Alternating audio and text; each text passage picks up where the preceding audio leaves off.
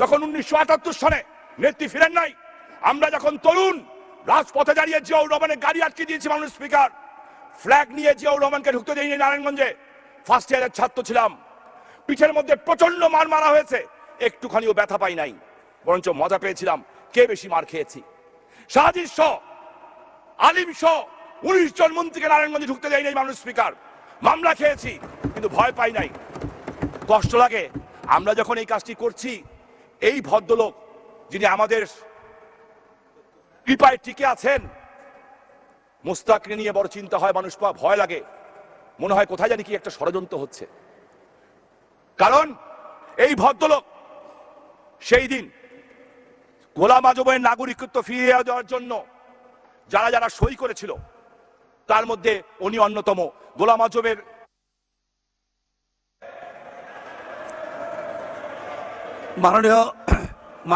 মাননীয় সদস্য, please please silent please. মাননীয় সদস্য, আপনার বক্তব্য শুনে আমিও অভিভূত, কিন্তু আমার কাছে সময়ের কনস্ট্রেন্টনেস অবশ্যই আছে, এটা আপনি জানেন। টাইমটা লিমিট করে দেন, মাননীয় চিফ হুইপ। তারপরও সিরিয়াল ভঙ্গ করে আমি আপনাকে বক্তব্য দেওয়ার সুযোগ দিয়েছি এই কথাগুলো শোনার জন্য। আপনি আর 5 মিনিট বলুন। মাননীয় স্পিকার,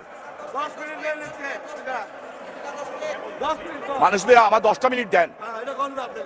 জি থ্যাংক ইউ মাননীয় স্পিকার। 5 মিনিট বলেন। জি মাননীয় স্পিকার, ধন্যবাদ মাননীয় স্পিকার।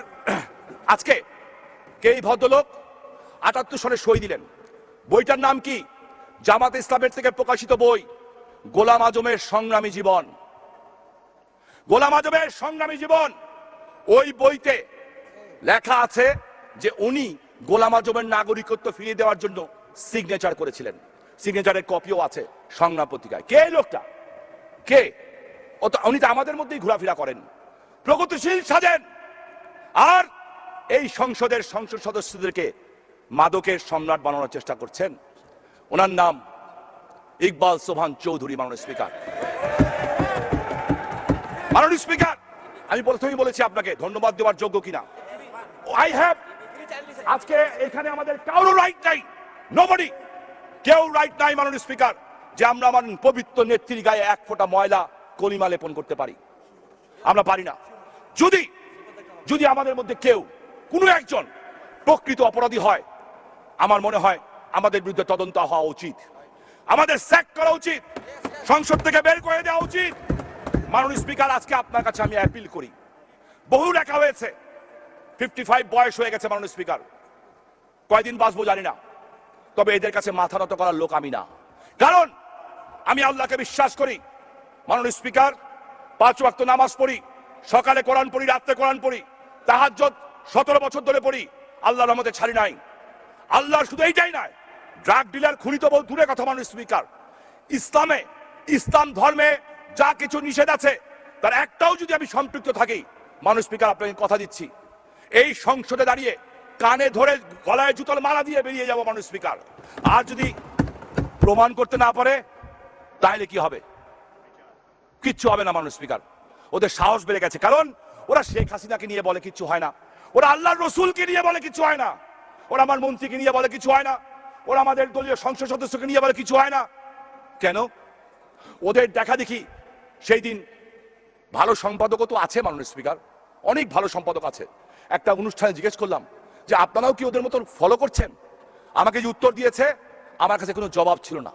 বলছে আপনার লজ্জা লাগে না? আমি কেন? কই কথা বলেন, বন্ধু বান্ধব মানুষ। বললো আপনার নেত্রী শেখ হাসিনা সাহসী মহিলা, সৎ সাহসী, সাদাকে সাদা বলে, কালোকে কালো বলে, জননেত্রী শেখ হাসিনা। উনি বলেছেন সংসদে দাঁড়িয়ে, আমি ডেইলি স্টার প্রথম আলো পড়ি না।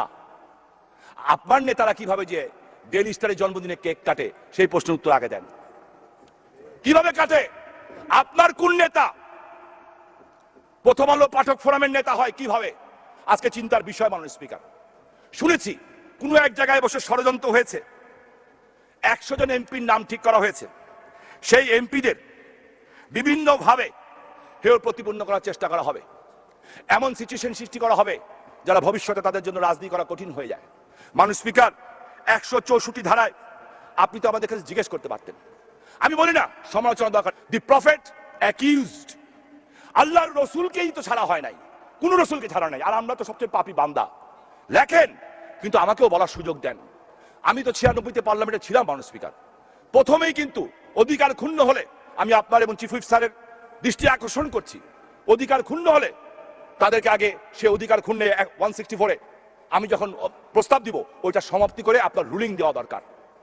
আপনি যদি রুলিং দেন, তাদেরকে যদি তলব করেন, তলব করে জিজ্ঞেস করেন যে আমার সংসদ সদস্যের বিরুদ্ধে তুমি যে লিখেছ তোমার প্রমাণ কি, প্রমাণ পেলে ব্যবস্থা নেন, আর যদি প্রমাণ না পান তার বিরুদ্ধে ব্যবস্থা নেন।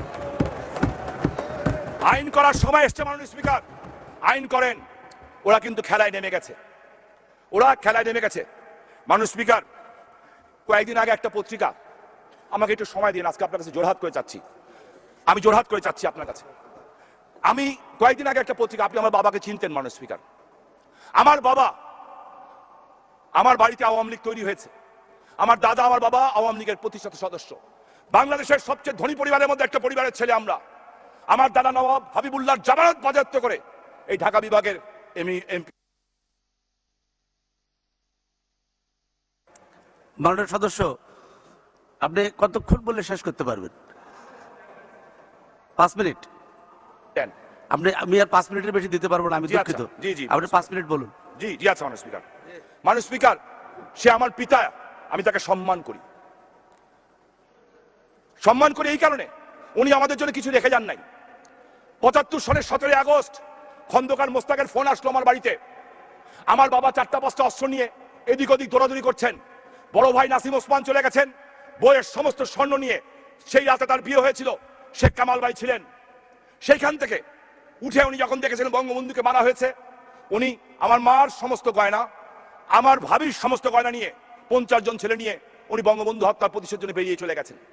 আমার বাবা 4টা-5টা বন্দুক নিয়ে চেষ্টা করছিলেন কিছু একটা করা যায় কিনা। 17 তারিখে রাত্রে বাসায় ফিরলেন, ফেরার সাথে সাথে একটা ফোন আসলো, ল্যান্ড ফোনে। ফোন আমি ধরেছিলাম, আমি ক্লাস 8-এর ছাত্র ছিলাম মাননীয় স্পিকার। ফোন ধরে বললাম হ্যালো। বলা হলো উপর থেকে খুনি খন্দকার মোস্তাক উনি কথা বলছেন। উনি আমার দাদার পয়সা লালিত পালিত হয়েছিলেন, আমাদের গ্রামের পাশেই তার বাড়ি। আমার মা, বললাম আব্বা মোস্তাক, আমার বাপ তখন ঘরে ঢুকেছেন মাত্র। আমার মা ফোনটা কেড়ে নিলেন, নিয়ে খন্দকার মোস্তাককে বললেন বলেন। বলল তুই করে বলতেন, বলে বলছে যে আমার বাবার কথা বলছে, জোহা সাহেবকে জোহাকে বলো যেভাবে বলছেন ঠিক সেটাই বলছি, আমার এখানে শপথ নিতে, আমি ওকে মন্ত্রী বানাবো। আমার মা উত্তর দিয়েছিল যে আপনাকে একটা কথা পরিষ্কারভাবে বলতে চাই, আমার স্বামী যদি আপনার মন্ত্রী সভায় শপথ নেয় তাহলে প্রথমে আমি নিজেকে চেষ্টা করবো তাকে হত্যা করতে, আর যদি না পারি তাহলে নিজে আত্মহত্যা করবো। মানুষ